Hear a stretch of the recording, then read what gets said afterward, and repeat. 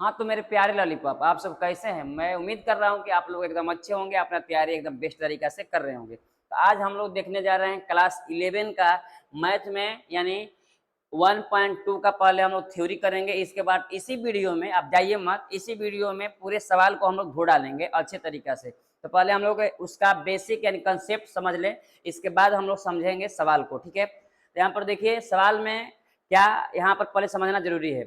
यानी कह रहा है कि जब किसी काम को करने के लिए कहा जाता है, एकदम अच्छी तरीके से देखिएगा और वादा कीजिए कि हम समझ जाएंगे, क्योंकि हम समझाने के लिए आपको तैयार हैं।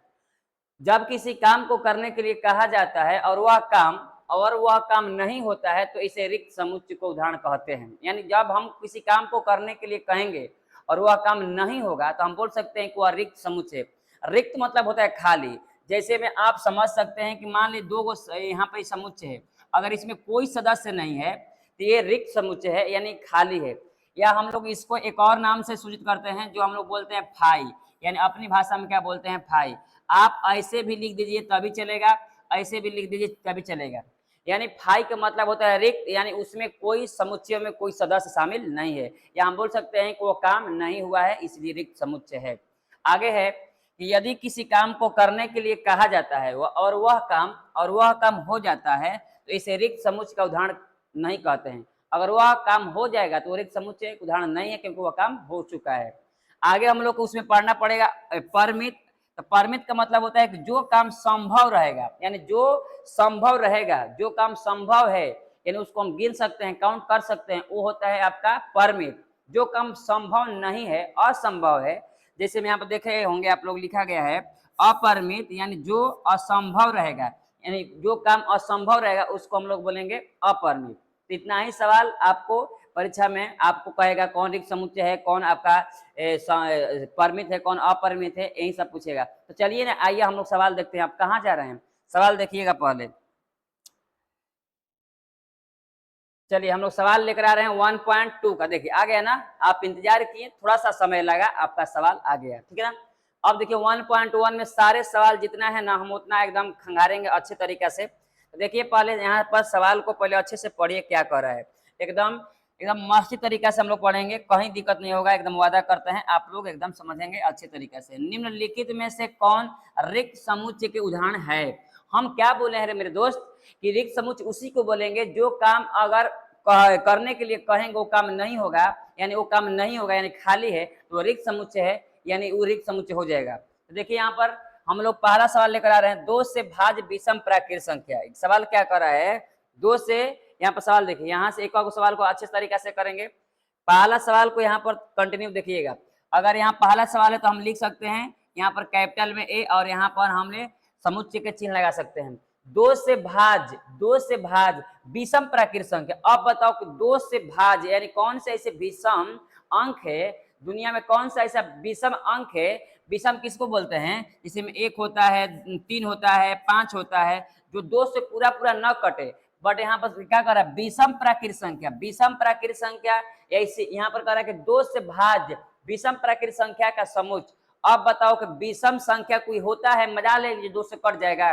एक भी ऐसा अंक है नहीं विषम में कि जो 2 से क्या हो जाए, कट जाए, उसका नाम पड़ा है विषम। 2 से विभाज्य कभी नहीं होगा।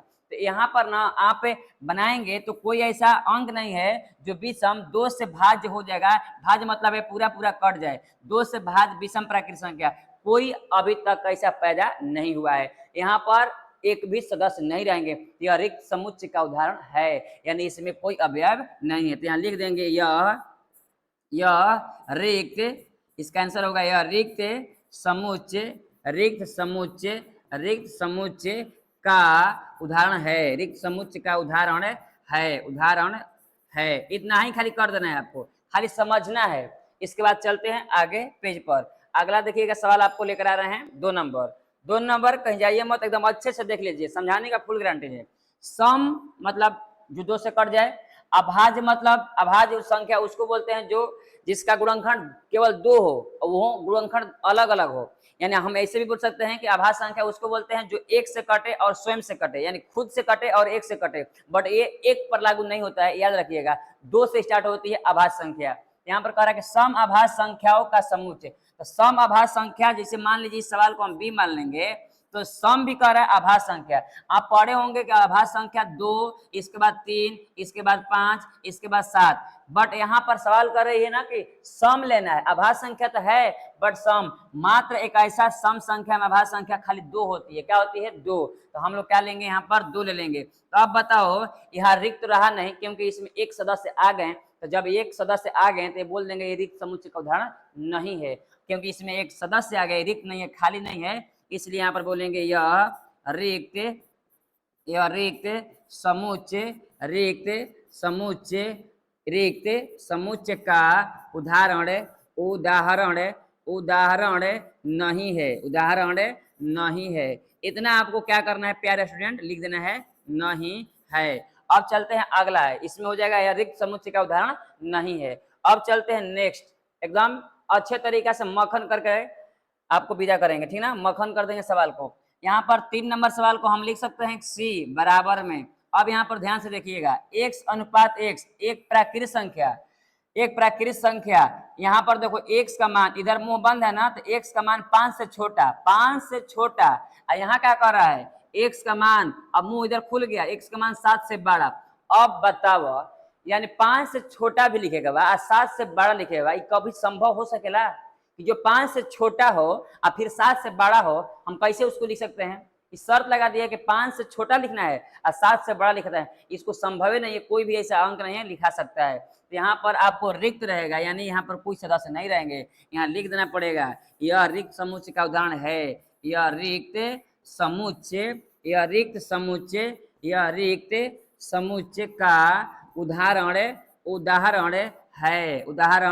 है, क्योंकि इसमें कोई सदस्य शामिल नहीं है, कोई अवयव शामिल नहीं है मेरे रसगुल्ले। अब चलते हैं अगले सवाल की ओर। एकदम अगला सवाल देखिएगा 4 नंबर। 4 नंबर सवाल बहुत ही इजी है, इसको मान लेंगे डी। अब यहाँ पर देखो क्या कर रहा है, y अनुपात y, कि नहीं भी दो समांतर रेखाओं का उभयनिष्ठ बिंदु। अब बताओ, समांतर मतलब पैरेलल लाइन।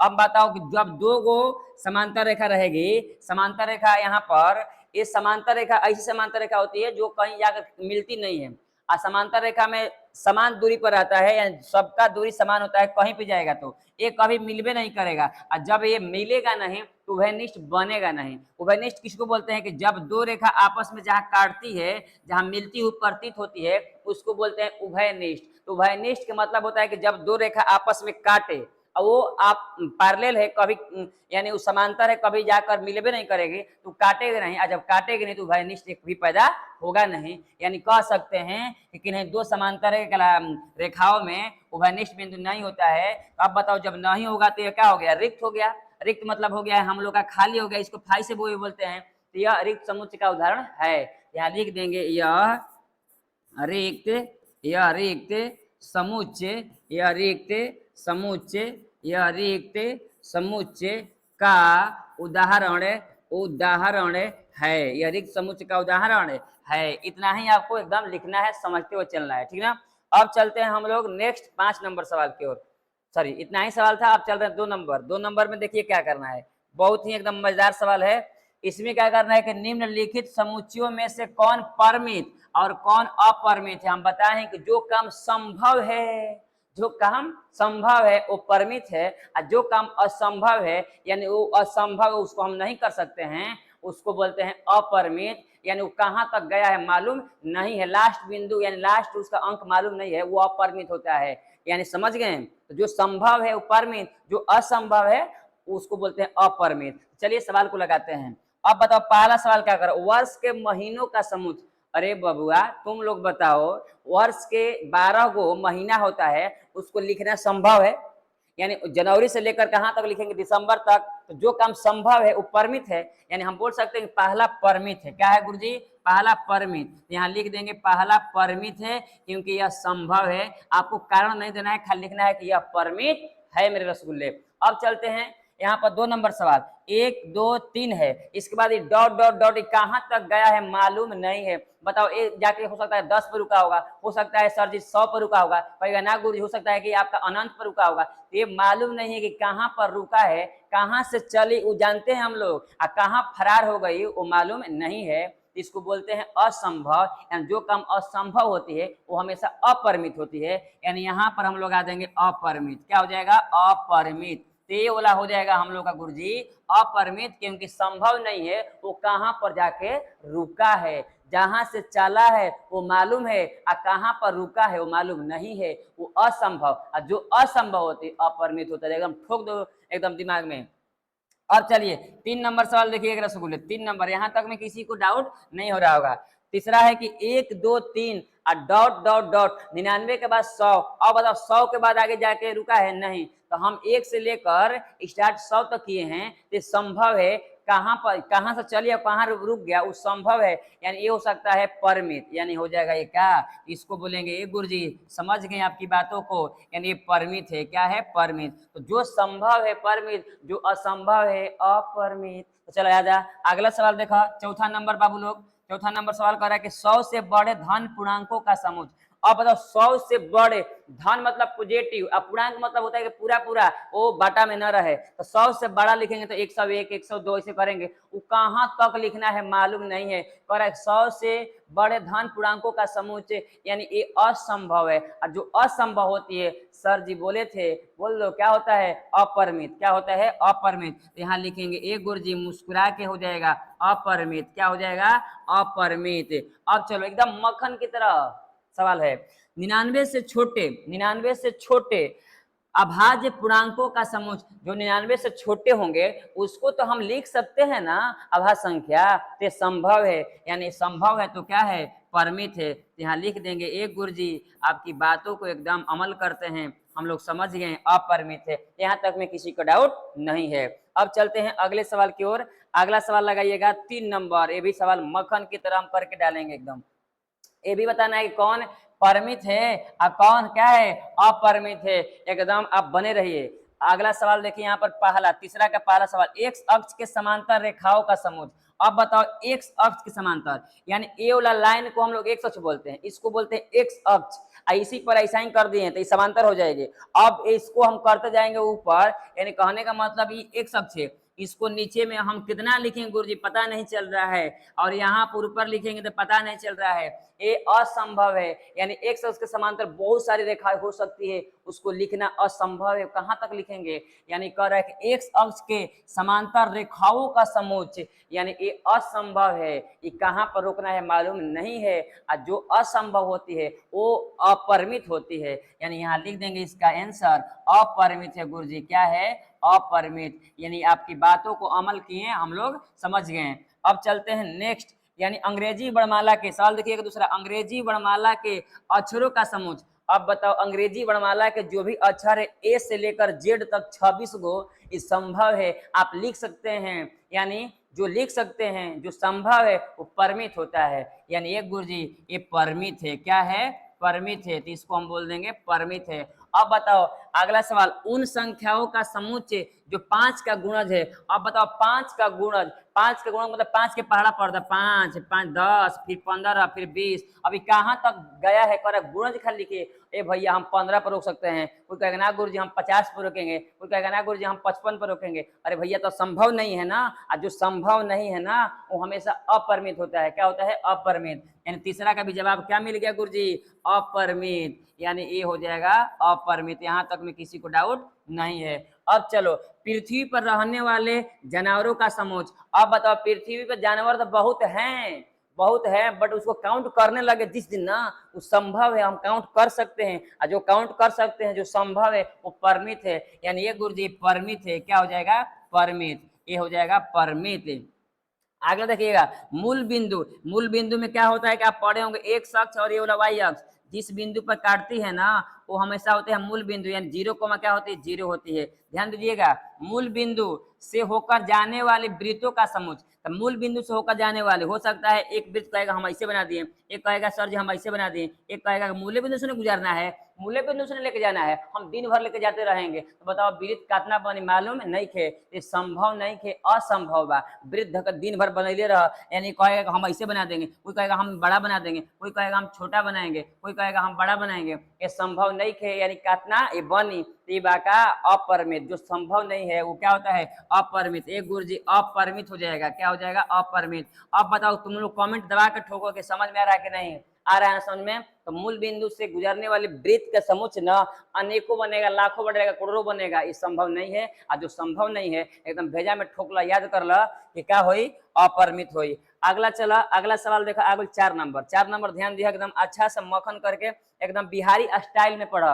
अब देखो यहाँ पर क्या कहता है, निम्नलिखित में बताइए कि ए बराबर अथवा नहीं, यानी कौन कौन ए बराबर है बी के और कौन कौन ए बराबर बी के नहीं है। यानी ए वाला ए है, ये वाला बी, इसमें और इसमें देखना है, इसका तुलना इसका करना है। तो बताओ ए में देखो ए बी सी डी है, इसका टोटल सदस्य जब उसमें रहेंगे तो हम बोल सकते हैं ए बी के बराबर है। अब बताओ इसमें हाँ इधर उधर चलेगा, अल्फाबेटिकल में इधर उधर अंक चलेगा। अब बताओ इसमें ए है तो इसमें ए यहाँ है, कोई दिक्कत नहीं। यहाँ पर बी है तो यहाँ पर बी यहाँ पर है, यहाँ पर सी है तो यहाँ पर सी यहाँ पर है, यहाँ पर डी है तो यहाँ पर डी यहाँ पर है, एंड टोटल इसका सदस्य इसमें है। हम बोल सकते हैं कि ए बराबर है बी, यानी पहला का आंसर हो गया ए बराबर है बी।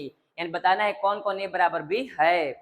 अब चलो आप सवाल नंबर देखिएगा दूसरा। दूसरा में क्या कर रहा है 4 8 12 16। अब इसमें देखो 4 8 12 है नहीं किया है, 18 आ गया है, तो ए बराबर बी नहीं है। यानी कह सकते हैं कि दूसरा सवाल में जो है ना, दूसरा सवाल में ए बराबर नहीं है बी, यानी ऐसे लिख देंगे ए बराबर बी नहीं है। अब चलते हैं तीसरा सवाल।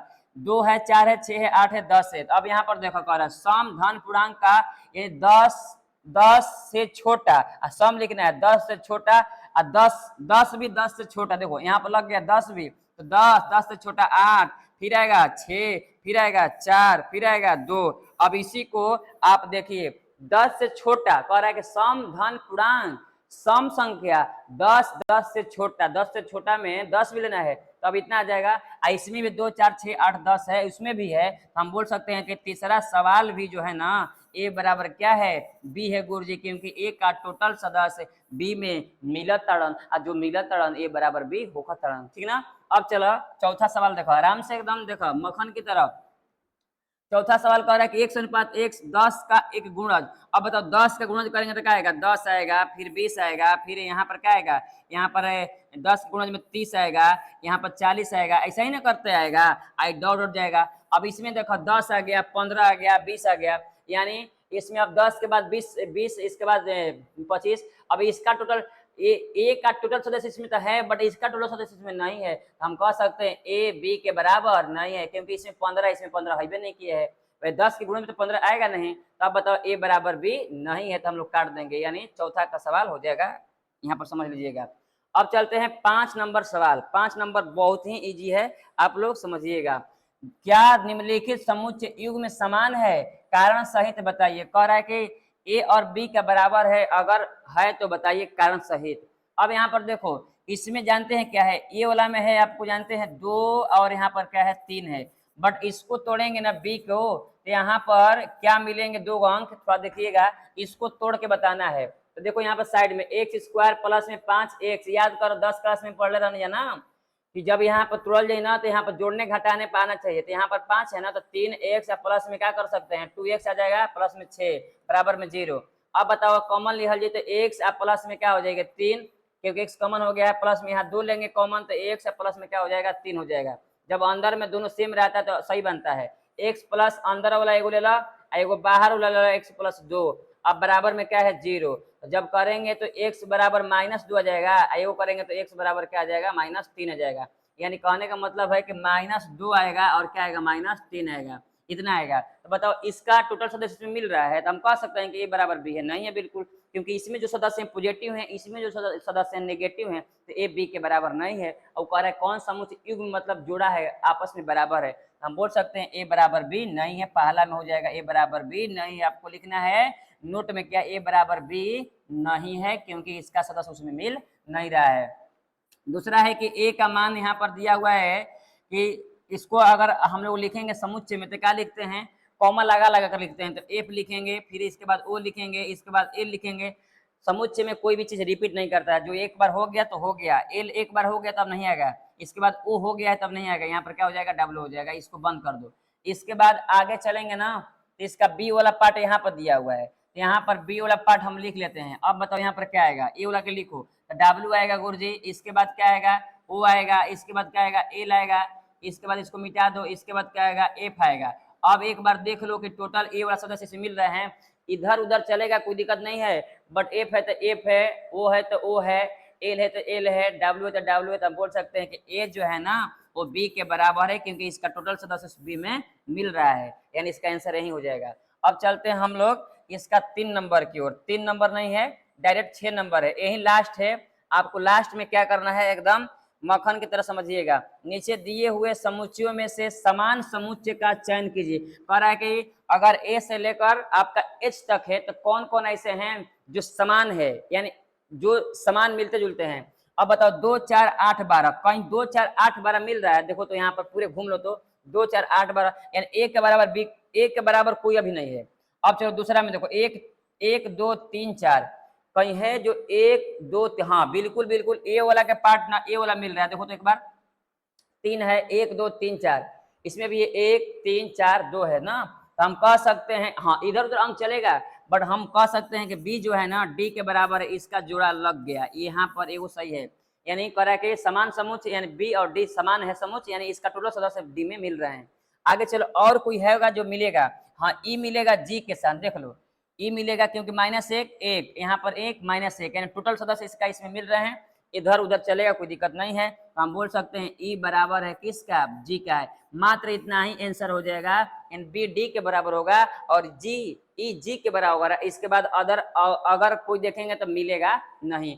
टोटल आपका 6 को सवाल था, और टोटल 6 सवाल हम लोग एकदम अच्छे से धो डाले। तो यहाँ पर वीडियो आपको होने जा रहा है एंड। और बताओ तुम लोग को समझ में आया है तो कमेंट करो कि ना गुरुजी आपका पढ़ाया हुआ एकदम सफल है। इसी तरह आप वीडियो डालते रहिए, हम लोग का एकदम समझ में आ रहा है। तो अब बताओ, आप लोग कमेंट जरूर करना भूलना मत। अगर वीडियो को देखा होगा तो एक बार कमेंट करना और लाइक करना। अगर आप चैनल पर नए होंगे तो मेरे दोस्त मुस्कुरा के बोल रहे हैं सब्सक्राइब कर देना, क्योंकि एक आपका सपोर्ट बहुत आगे लेकर जा सकता है। मिलते हैं नेक्स्ट वीडियो में, तब तक के लिए जय हिंद।